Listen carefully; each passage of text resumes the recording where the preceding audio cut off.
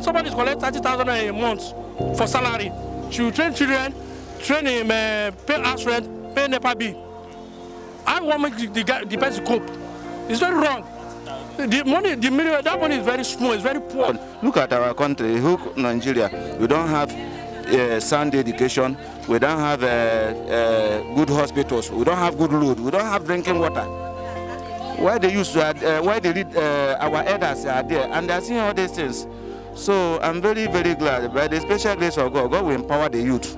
So the leadership, I'm concerned, much concerned. So by this 2023, by the special grace of God, we believe, by the special grace of God, that this AAC, so they have come up, and we have seen how they are coming out from the grassroots to be interviewing people, how things are. Look at this is what I'm dealing on, food stuff. A cup of rice now is 500 naira, a dereka of rice. Gari is 200 naira. That thing is terrible. A bag of foreign rice 32,000. While local rice in Nigeria is 27,000 naira. How can we survive? And they're over there. So this is getting out of hand. So they're supposed to surrender and give it to the young youth that will rule this country to glory again. Because the way we are now, none of us, everybody is very, very in a terrible situation in Nigeria. So I'm very, very glad, my dear. I say our youth should be in the front. Me as their mother, they will know what I want. And they will know how to take care of our country. Is that what you are saying? Yes. Hey, let our youth go to the front though. We don't want our grandfathers in the front. Yes, because they help us and maintain this country. They will know what we want and exactly how they will put it.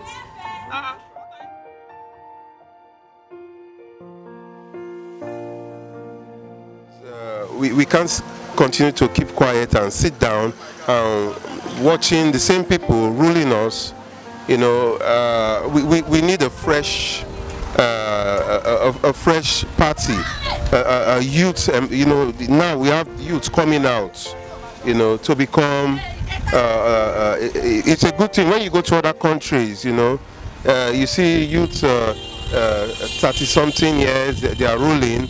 They are in position. They are taking charge of their country, their states, another affair of the country. So we need the youth needs to come out this time around.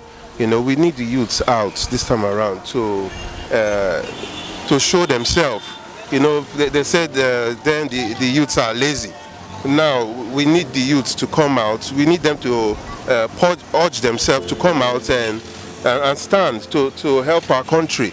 You know, because without the youth, the country is not going to stand. The old men, they cannot do anything. You know, we are the ones to take care of them.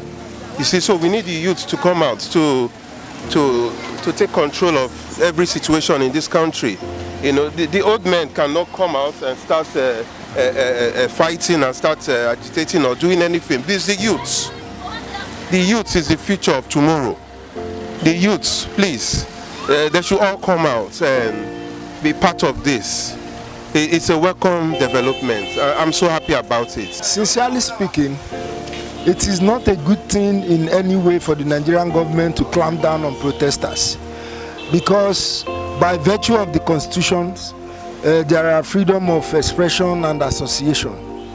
However, I would like to state to you categorically that this protest actually metamorphosed into violence to an extent because of the bottled up angers the Nigerian populace has against this government.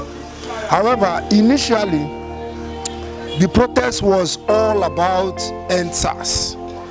And I can tell you categorically that I actually knew how this protest started on Twitter, because I'm an active Twitter user. I knew most of the people who started this protest from Ikeja till it metamorphosed to other states in Nigeria. Then till because of the government ineffectiveness to address these issues the original protesters were laying down for the government.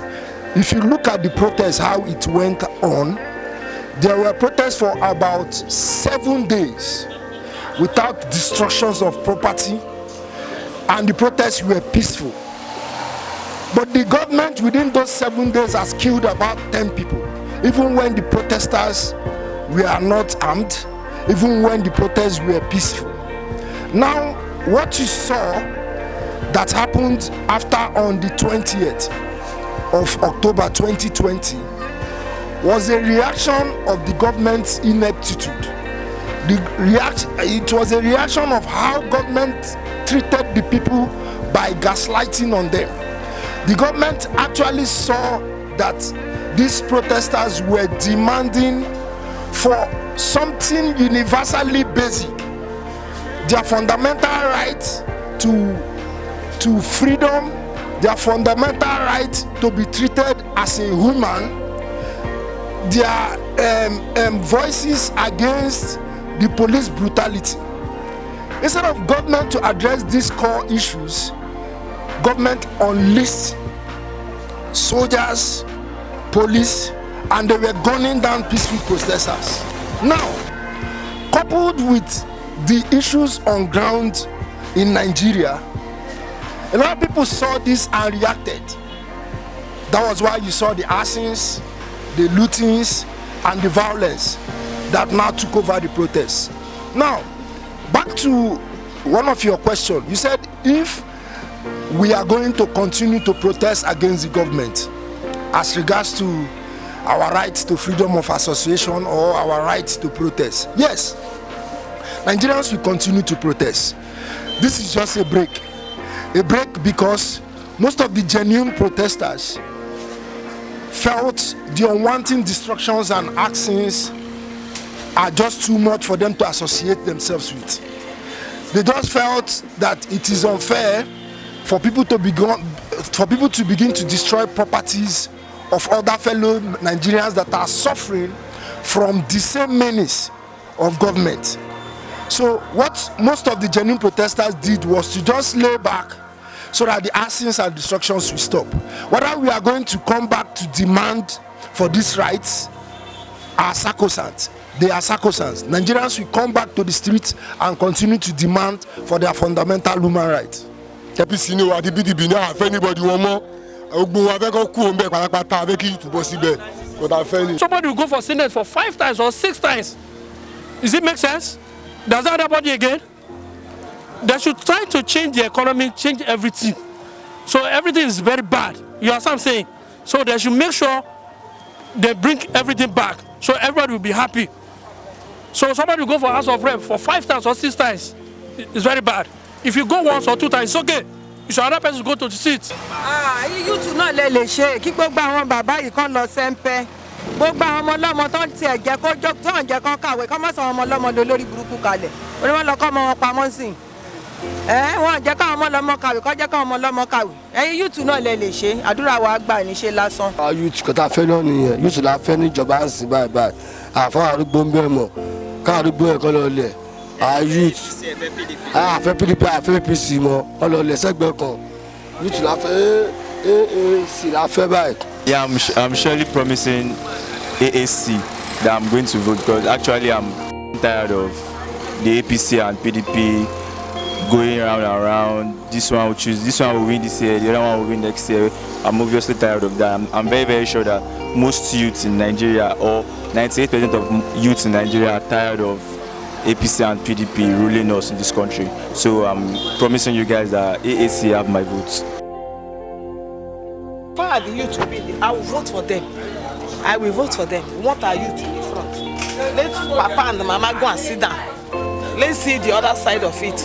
We are tired of the olden days strategy. We don't want it again. Because I don't need a good leader to vote in this party, you know. Everybody is ready. So what the voters can't see? Everybody were already. APC or PDP, nobody told you more. Nobody, no, all we